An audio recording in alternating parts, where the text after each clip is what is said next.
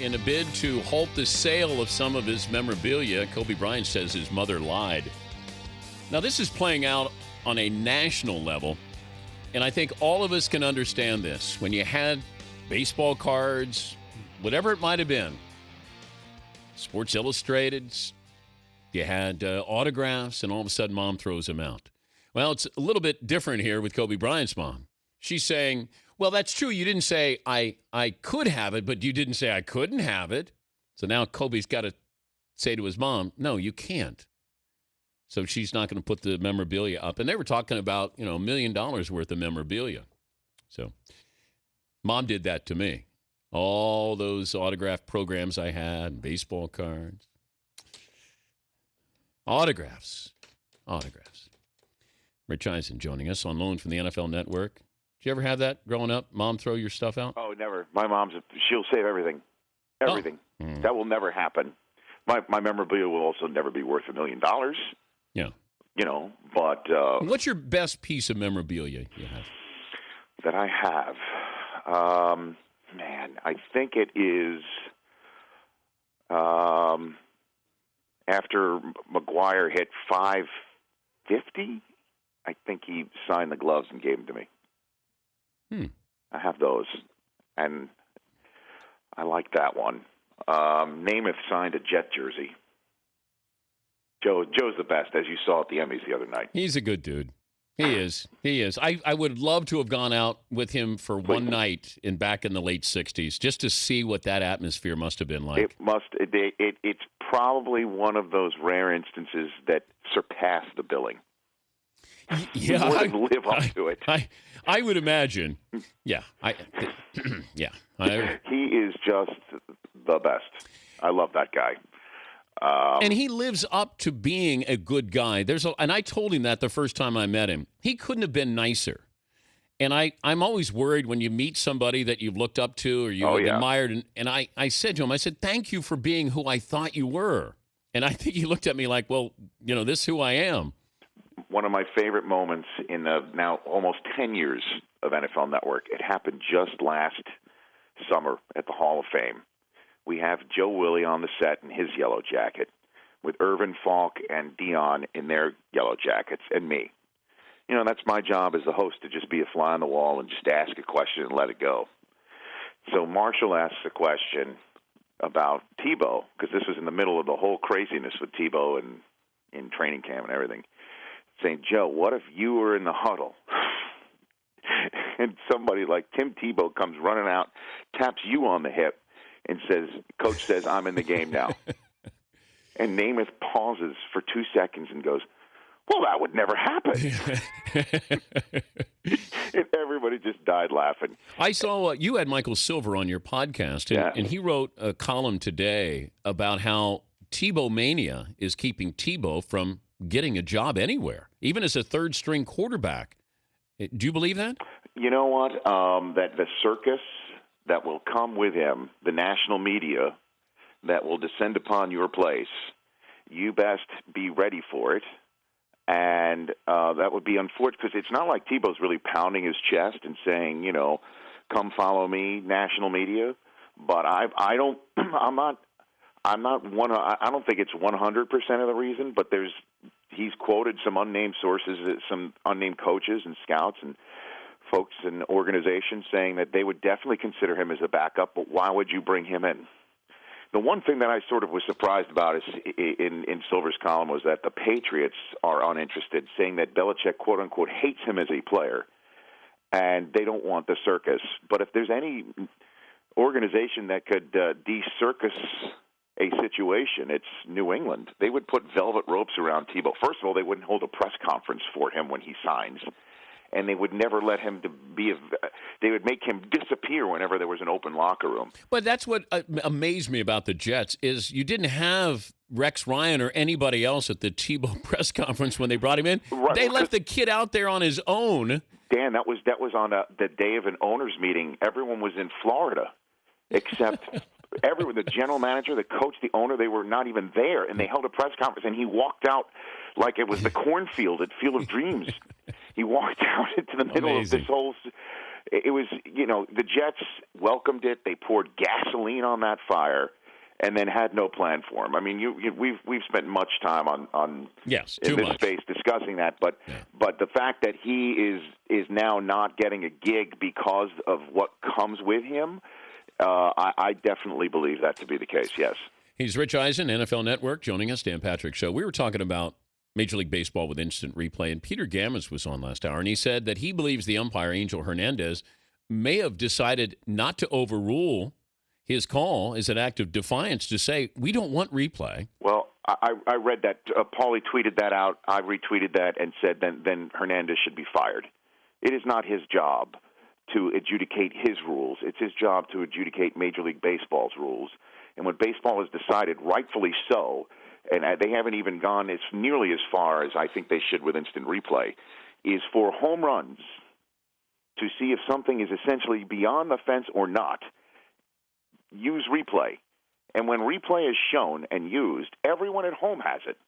So to sit there and ignore, if this is what he did, that is insubordination, and he should, be, at the very least, be sat down, brought to New York, and read the riot act. But do we have officials, referees in the NFL, who act like baseball umpires, that they're full of themselves, that they're as, Ed Hockley admitted when he made a mistake in that Charger game. Mm-hmm. And he got the outpouring of sympathy for Ed Hockley when he admitted he made a mistake was unbelievable.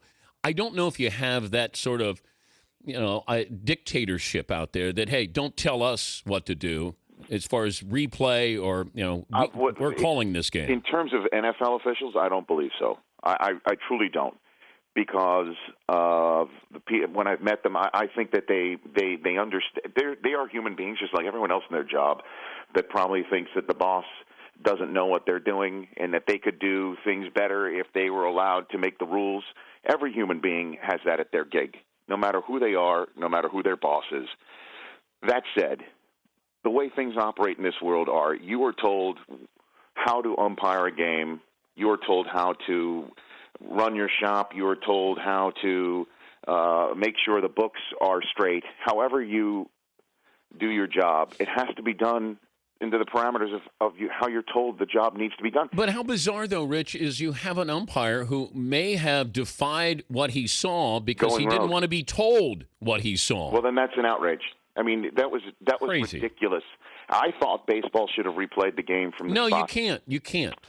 You can't because what happens... Why did they do it in the pine tar rule? Well, that was 30 years ago. Maybe this is the 14-year-old Staten Islander in me that's still ticked off. No, but Rich, I covered that, and the thing was, it was so big. It was huge. You had George Brett, a Hall of Famer, Goose Gossage, Hall of Famer, a home run, too much pine tar, took it away from him. And then it played out, weeks later. I think Ron Guidry, the pitcher, played second base or center field. Yeah, in center field. Mattingly played second. There you go. And the thing that really ticked me off is Quisenberry closed the game, and he wasn't available the day that the pine tar incident took place. You can't start replaying games because then where do you draw the line of if you made a mistake? What if it's in the second inning?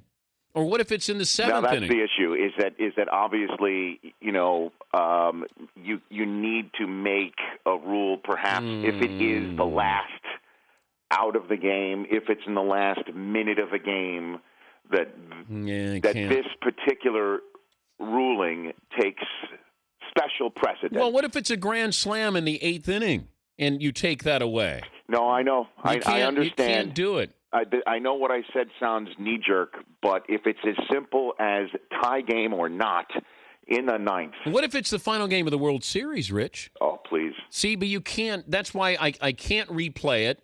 I can get the replay right, therefore I don't have to replay it. All right, a couple more things real quick I want to get to. Yes, sir. San Francisco, will they get the Super Bowl with their new stadium? I think absolutely. There's no doubt the Florida legislature essentially awarded Super Bowl 50 to San Francisco and 51 to Houston. I don't think there's any doubt in my mind when I believe the owners are meeting on the 21st of May, that is the way this will go down. Here's another thing that bothers me. Miami ownership sort of saying to the fan base, hey, you know what? You don't want this. I don't know. Say hello to the L.A. Dolphins. This is what I don't like. The Marlins probably created There's this no mess. doubt, Dan. And look, do we love the Dolphins in Miami? Yes. But when ownership does this to fans, if you want to let us buy bonds and we're part of the team, like the Packers, that we own part of this, or give us something in return instead of jacking our taxes, taking this, and say this about the Cubs. You know what? Ricketts is putting in $450 million, his own money, to renovate Wrigley. You know, these guys, these carpetbaggers who say, hey, fans, if you don't pony up, we may move to Los Angeles. I think that's wrong. That's you're not wrong by saying that. I think that what the Dolphins would say is that the tax that they are attempting to institute is a hotel tax, so it would be on people like you and me who come in from out of town. Put up your own money. That's what I want to see. Stop. And it definitely, let's put it this way, it doesn't help that a week later, even though this is a great thing that he's doing this, putting up half his net worth when he passes away, Stephen Ross, to the One Global, I guess, to Bill Gates's charity. I mean, he's saying one thing, that the stadium may not get built because the Florida legislature didn't do a vote on it. Who knows? Maybe something down the line can get done in South Florida, but certainly not in time to save Super Bowl L going down to South Florida. That's just not happening. I think it's going to be at the Levi's Stadium, or whatever they're calling it. All right. One other thing here: will we have another cold weather Super Bowl? Depends on how. If there's a nor'easter that hits the Thursday before the Super Bowl, never again. I seriously can. I asked that of the commissioner right after a State of the State address of the Super Bowl on live TV on NFL Network. I checked the weather forecast for Super Sunday this year in the New York, New Jersey area. 34 chance of snow. I asked the commissioner, would you sign for that on the spot right now? And he said yes. Because they you know what, they sort of welcome the chill. They would welcome flurries because that's what they're looking for in a way with a cold weather game. If it's 55, I think they do cartwheels. If it was like the weather, for instance, they had in Indianapolis a couple of years ago, where it was nice. Yeah, it was nice. There was zip lining. How about Dallas? Indianapolis.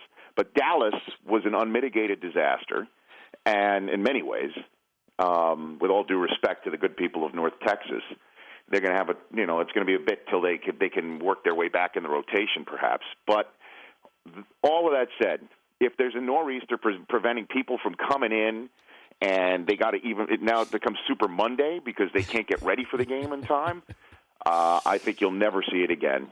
But if it runs well and it's a crisp day and there's a little bit of flurries, no doubt it'll be in play for future Super Bowls. Good to visit with you. Have a good weekend. Adios. All right, buddy. Rich Eisen, NFL Network, host of NFL Game Day Morning, Rich Eisen podcast on NFL Network, NFL.com/Rich Eisen, and on iTunes.